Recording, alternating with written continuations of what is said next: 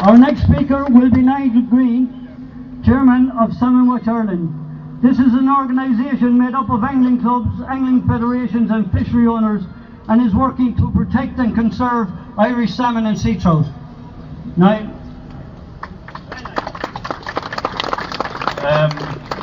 Thank you, Billy. It's fantastic to see such a representative group from all over the country here this morning, or well, this afternoon now. I don't think we've had such a representative group of people concerned with the salmon since we had our demonstration against drift nets in Killarney in 2005.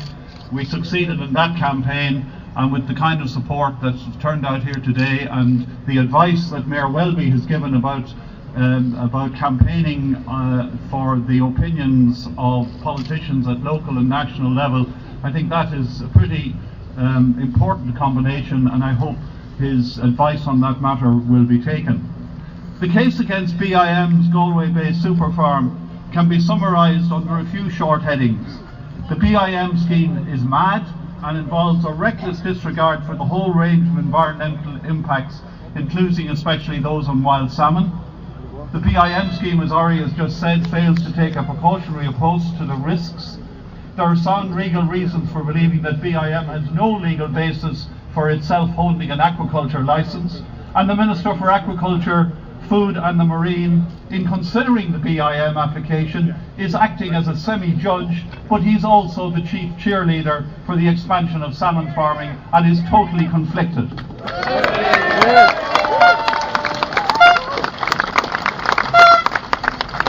Throughout its championing of the Galway Bay Salmon Super Farm, and no doubt other super farms that it's planning should they be successful in this case, BIM has made prolific use of the big lie. BIM works on the basis that the bigger the lie and the more often it is repeated, the more likely it is to become accepted as the truth, especially by the Minister for Agriculture. BIM have misquoted and misrepresented scientific papers. They have ignored or denied scientific evidence they don't like or that doesn't suit their case, and they have shown total lack of any kind of respect for those of us who disagree with them. BIM's latest big lie is that those of us who oppose the salmon super farm are doing so on the basis that there should be zero risk for wild salmon.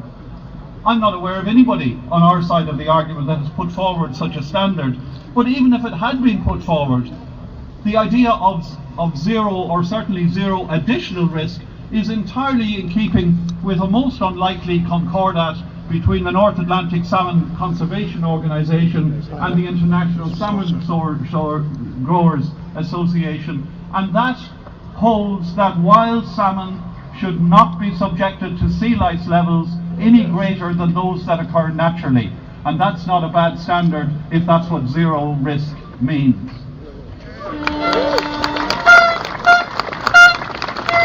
What we have all been looking for, which comes clearly out of the many submissions that were made to the department on the project, is that there should be a precautionary approach to this project, a concept of which the European Court of Justice has ruled on many occasions, most recently in what's called the Sweetland case, which is an Irish case, and not only an Irish case but a Galway case, and the ECJ at that time opined that assessments must be undertaken having rigorous regard to the precautionary principle.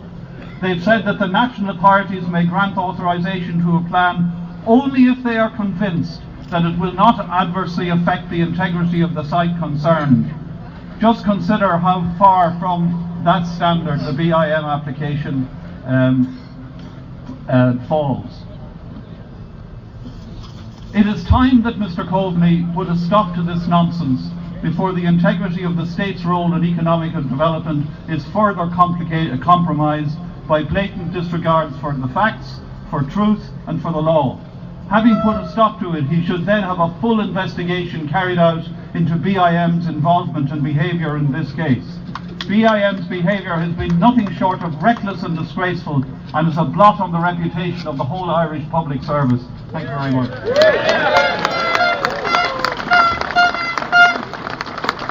Thank you, Niall.